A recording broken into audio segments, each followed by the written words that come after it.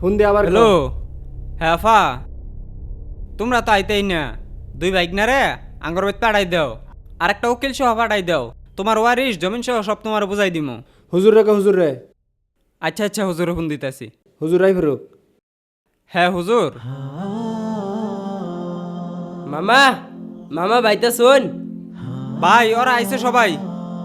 এ bike নিয়ে তোমরা বহ বহ। এই ছোট চেয়ার কই, চেয়ার দে। আমি হুজুর আবার কইছি তোমরা বহ বহ।